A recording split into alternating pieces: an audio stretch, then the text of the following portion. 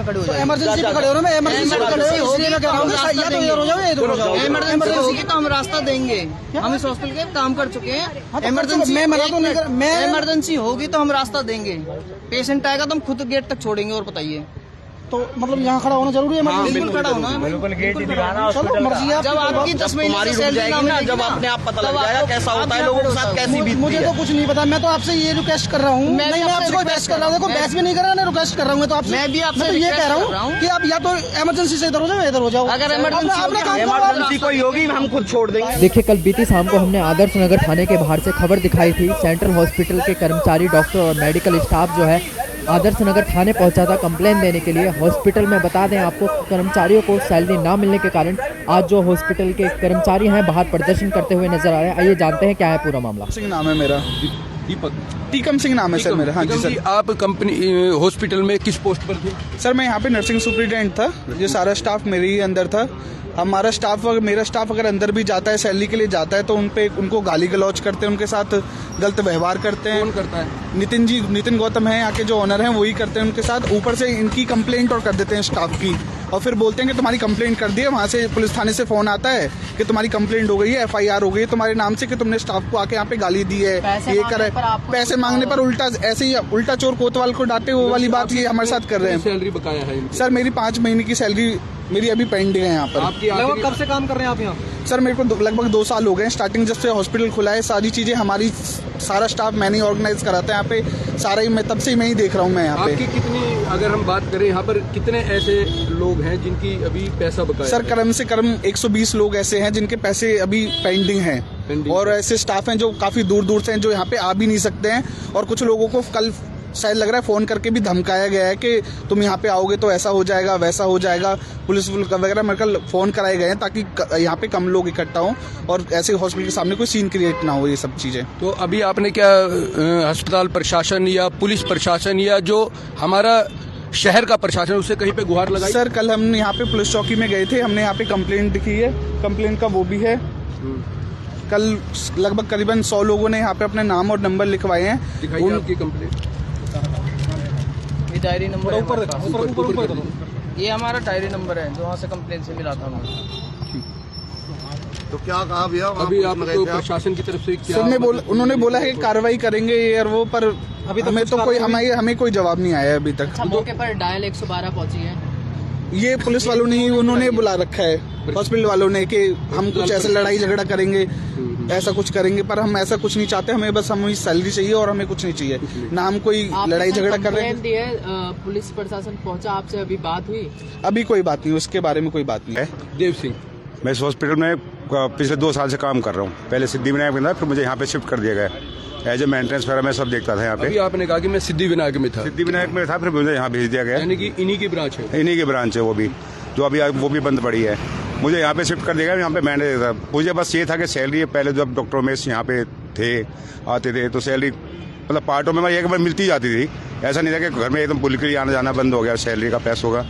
जब जो 2 दिन से बोलते थे तो 2-4 दिन में मतलब खर्चे लायक पैसे मिल जाते थे हम लोग ना। सैलरी मतलब मिल रही थी, चाहे कंटिन्यू इकट्ठी नहीं मिले मगर मिल रही थी। अभी पिछले मार्च से 1 रुपया नहीं मिला है हम लोगों को यहाँ पे। और जब भी बोलो तो आपने जो अस्पताल प्रशासन है उससे बात नहीं की? सब बात करी थी, हो जाएगा जी, चिंता कर रहे हो आप तो अपने ही आदमी, मतलब वही बात समझा बुझाने वाली बात है। सर कब से सैलरी नहीं मिल रही आप? सर मेरी मार्च से नहीं मिली है। मार्च 2023? मार्च 2023 से। यहाँ पर काम कर रहे हैं? 2 साल से हूँ मैं इनके साथ जुड़ा हुआ।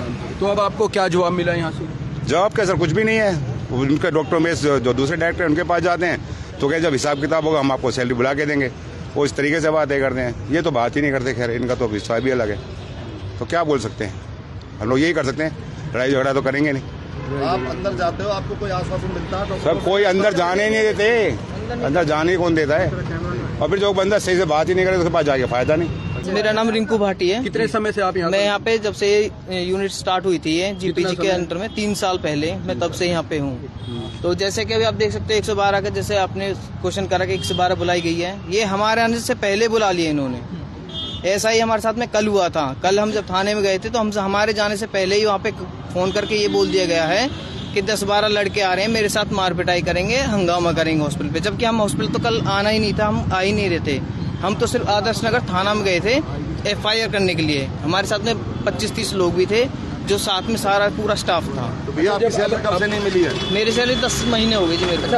अब भाटी जी, अब आपने पुलिस में भी आपने कभी बीच में कुछ बोला नहीं कि भाई हमारी सैलरी दो? हम बोलते थे उस टाइम पे, हमें अब काम करते थे, हम बोलते थे तो वो यही बोलते थे हाँ दिला देंगे, कर देंगे, मिल जाएगी, हो जाएगी। अब लेकिन उसके बाद में इन्होंने धीरे धीरे सब कुछ बंद कर दिया। ना कोई रिप्लाई देते हैं, ना फोन उठाते हैं। अगर हॉस्पिटल में जाते हैं तो थाना में अगर आप जाके चेक भी कर सकते हो तो हॉस्पिटल के स्टाफ की कम से कम 5 से 7 कंप्लेंट मिलेंगी।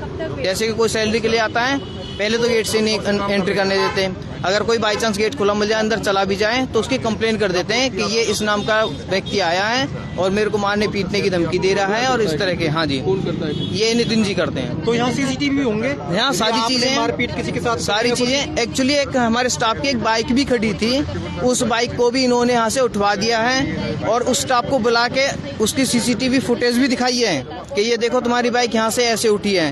वो लड़का मेरे साथ में थाने गया है FIR करने के लिए। उसी दिन शाम को गए थे, लेकिन वहाँ पे SHO साहब नहीं थे तो हमारी रिपोर्ट नहीं लिखी। तो हम दूसरे दिन गए तो उन्होंने बोला कि आप कोई सबूत लेके आइए। हम दोबारा यहाँ आते हैं तो वो जो क्लिप थी वो डिलीट कर दी गई है। वो जो सबूत था बाइक उठाने वाले का वो डिलीट कर दिया गया।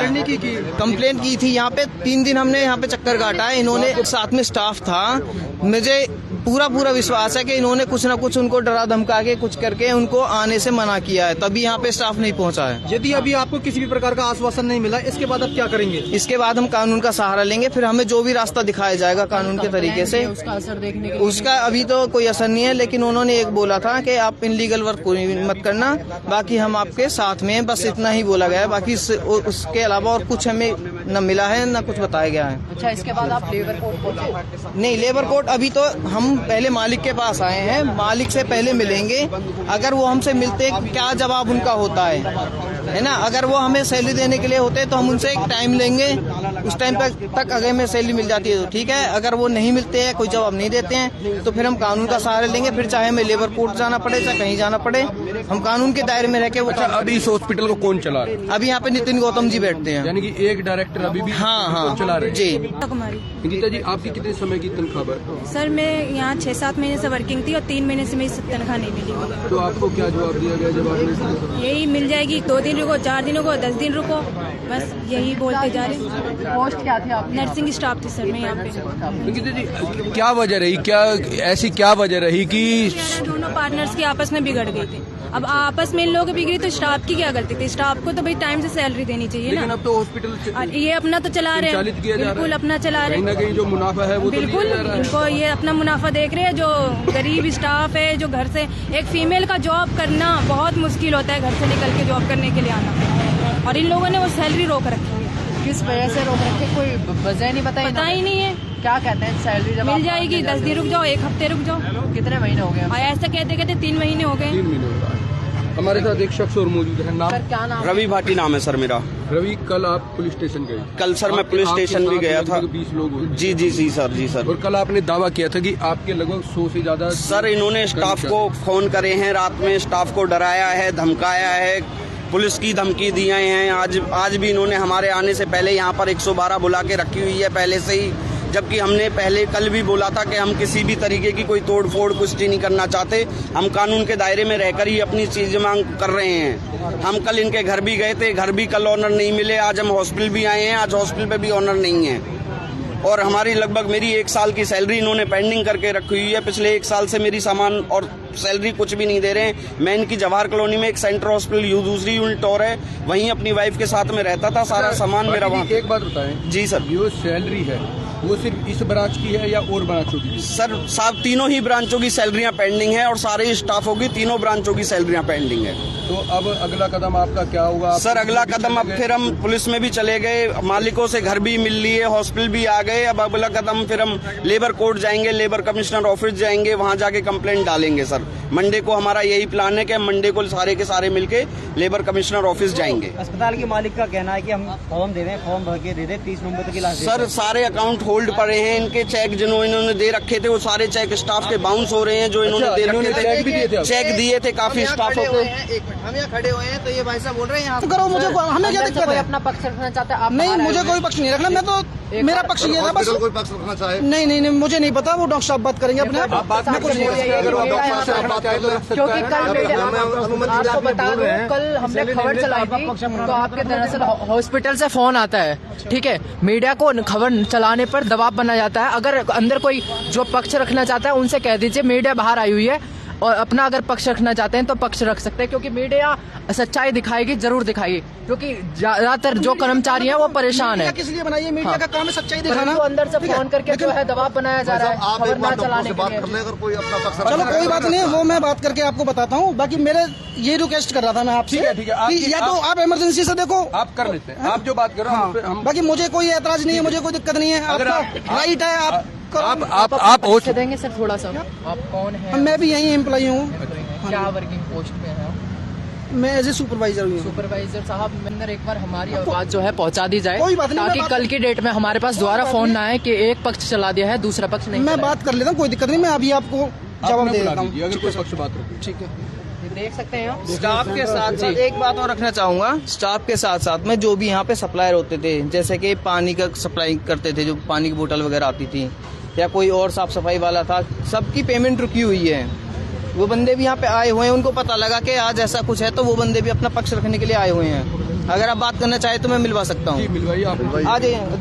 चलो हम उधर ही आ जाते हैं। देखिए हॉस्पिटल का गेट खाली कर देते हैं। बात उनकी सही है कि इमरजेंसी पर हम सर, मेरी भी 1 साल की सैलरी पानी की पेमेंट रुकी पड़ी है 1 साल की। जो कहते हैं कि आते हो, मैं इनकी बिल दे दो, अभी देंगे, हिसाब चेक करेंगे आपका जब देंगे। नितिन गौतम सर से बात हुई थी मेरे शुरू में ही, जब पानी हो इनका कुछ हुआ था आपस में।